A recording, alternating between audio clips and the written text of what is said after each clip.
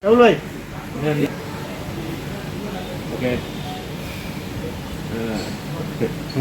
জয়যাত্রার যাত্রা কতটুকু? জয়যাত্রা তো আমিও নির্যাতন নিপীড়নের শিকার। গত 4 বছর যাবৎ এটাকে স্থগিত করে রাখা হয়েছে মিথ্যা বানোয়ার মামলা দিয়ে। তো আমি এখন 2টা ডিএমপিভুক্ত নিবন্ধনভুক্ত অনলাইন নিবন্ধন আছে এবং ডিএমপিভুক্ত যেটা পত্রিকা আমি নিয়েছি ওটা 5000 পাবলিশ হয় রেগুলার। আমি এটাকে আরও বাড়াই 10,000 করবো। তো ওটার সাথে আছে একটা স্যাটেলাইট চ্যানেল নেওয়ার প্রিপারেশন আছে, নিচ্ছি। জয়যাত্রা চলবে, যেহেতু জয়যাত্রার প্রতি আমার একটা সফট কর্নার আছে। জয়যাত্রা ফাউন্ডেশন যেহেতু লাইসেন্সকৃত একটা ফাউন্ডেশন, এবং আপনারা জানবেন তথ্য মন্ত্রণালয়, পিএম অফিস এবং সবকটা অফিসে 2018 সালে জয়যাত্রা স্যাটেলাইট টিভি এবং অনলাইন আইপি টিভি যেটা সেটার আমি ইয়ে করেছিলাম, প্রস্তাবিত স্যাটেলাইট এবং আইপি টিভির কিন্তু দিয়েছিলাম, অ্যাপ্লিকেশন দিয়েছিলাম। সেই অ্যাপ্লিকেশন ফটো আমার কাছে আছে, আপনারা চাইলে দিয়ে দেবো। আপনারা একটা গ্রুপ করেন, সব ডিটেলটা দিয়ে দেবো। যতটা ইনশাল্লাহ চলবে, যেহেতু আমার একটা স্বপ্ন, আল্লাহ পাক কখনো কারো স্বপ্ন কখনো বৃথা ফেলে না।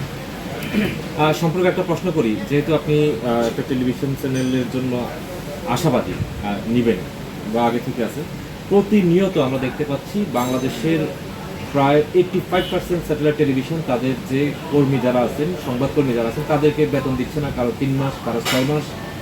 আমরা প্রায় সময় প্রেস ক্লাবের সামনে প্রতিবাদ করতে দেখি, অনেক কিছুই দেখি। তো আপনি করলে আর কি করবেন? আচ্ছা, আমি পারবো না বিধায় এখন চালু করছি না। আমি যদি এখন চালু করে আমাকে বেতন দিতে হবে, এই জন্য আমি কিন্তু চালু করতেছি। গত 4-5 বছর ধরে বন্ধ। 2021 সালের 30শে জুলাই আমাকে অ্যাটাক করা হয়েছিল।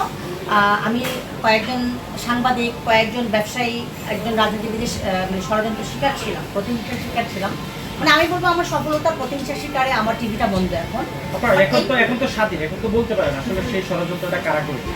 আমি তো বললাম কয়েকজন সাংবাদিক, কয়েকজন ব্যবসায়ী, বিশিষ্ট ব্যবসায়ী, বিশিষ্ট ব্যবসায়ী, বিশিষ্ট সাংবাদিক। উদ্দেশ্যটা কি ছিল? উদ্দেশ্য ছিল হেলেনা জাহাঙ্গীর এত বড় একটা মিডিয়ার মালিক হয়ে যাবে, তাই তো ওকে ধরা যাবে না, ছোঁয়া যাবে না, পা মারতে পড়বে। মানে ওদের ছেলেরা তো মেয়েদের সাথে সবসময় জানাস, পা টেনে নামাতে চায়। এবং আমার টিভিটা তখন আইপিতে নাম্বার 1-এ ছিল। আমি তখন তথ্য মন্ত্রণালয় থেকে যারা আইপি পাইছিল, তখন আমি ভিতরে ছিলাম। আমি তখন নিউজ দেখলাম সমকালের বিভিন্ন পত্রিকায় যে 14টা আইপি টিভি পেয়েছে। মানে আমাকে কেন্দ্র করে তারা 14টা টিভির লাইসেন্স পেয়েছে, যারা নাকি 5,000 টাকা খরচ করে, অনেকেই, সবাই না, অনেকেই টিভি চালাতে পারতেছে না, বন্ধ হয়ে আছে আইপি টিভি। তো আমি মনে করি যে আসলে আমি তো চালাইছিলাম বাংলাদেশের জনমানুষের কথা বলার জন্য, প্রবাসীদের কথা বলার জন্য।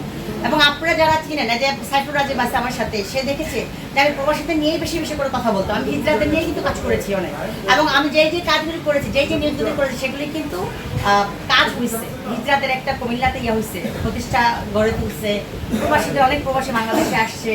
আমাদের এয়ারপোর্টে প্রবাসীদের জন্য হয়েছে, হেল্প সেন্টার খোলা হয়েছিল। এইসব কিন্তু জয়যাত্রা টেলিভিশনে বানানো হয়েছিল। এবং দেখবেন এত কিছুর পরে কিন্তু এখনও লেখে জয়যাত্রা টেলিভিশনের চেয়ারম্যান হেলেনা জাহাঙ্গীর। তো তোমরাই লিখতেছ, তোমরা আমার পিছনে কেন এত ষড়যন্ত্র করো? টিভিতে থাকতো, জনগণের মানুষের কথা বলতো, জনগণের কথা বলতো, নিপীড়িত নির্যাতিত মানুষের কথা বলতো, প্রবাসীদের কথা বলতো।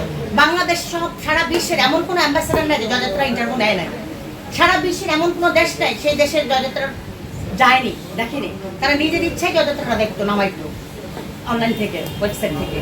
সো আমি মনে করি যে এই জয়যাত্রা যদি আবারও চালু হয়, মানুষের কথা বলবে, সত্য তুলে ধরবে, প্রবাসীদের কথা বলবে, প্রবাসীদের পাশে সবসময় ছিল, সবসময় থাকবে। আপনার বাসায় র্যাবের অভিযান চালিয়েছে, অনেক কিছু পাইছে, দেখাইছে, মিডিয়াতে কিন্তু আমরা দেখছি অনেক বোতল। আসলে এটা কতটুকু সত্য? কিসের বোতল ছিল সেটা বলে মদের বোতল এরকম। চলেন আমার বাসায় চলুন সবাই, এখন আরো কথা বলতেছি। আমার বাসায় আমার হাজবেন্ড 1996 সাল থেকে আমরা হজ করি। আমি মাঝে মাঝে হিজাব করি, যখন আমাকে বলে যে বিভিন্ন খারাপ কথা, তখন আমি হিজাব ছেড়ে দিই, জিদ করে ছেড়ে দিই সোশ্যাল মিডিয়াতে। আমার বাসায় কোনো মদের বোতল নাই, ছিল না।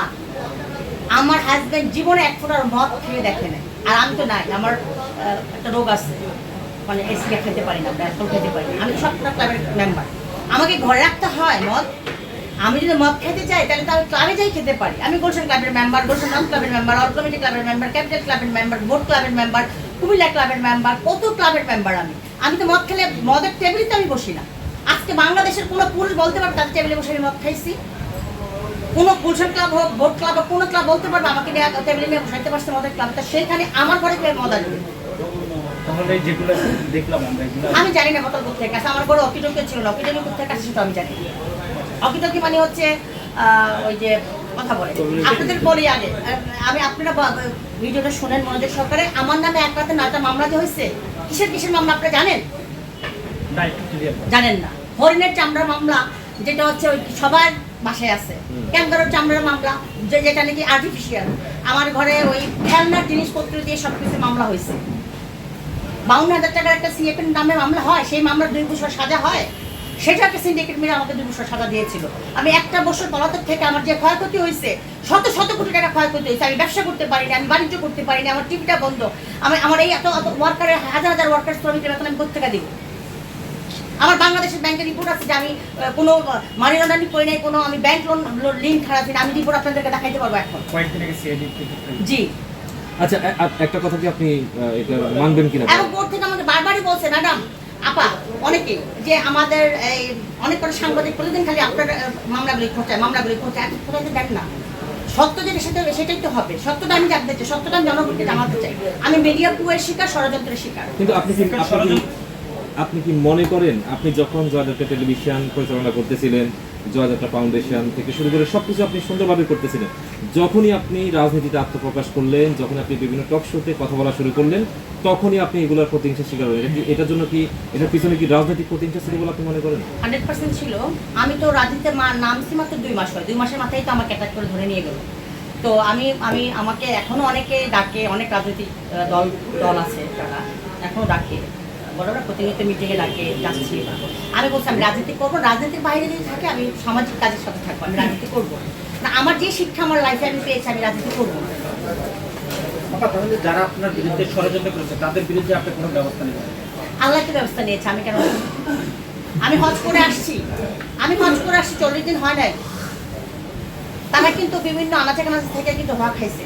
একজন সাংবাদিক ধরা গেছে, আপনার নামটা খুঁজে বের করে দেখাইছে। হ্যাঁ, 2 জন সাংবাদিক ধরা গেছে। আমার 2 বছর সাজার জন্য তারাই দিচ্ছে আমার 2 বছর সাজাটা। ঠিক আছে? আচ্ছা, ওকে।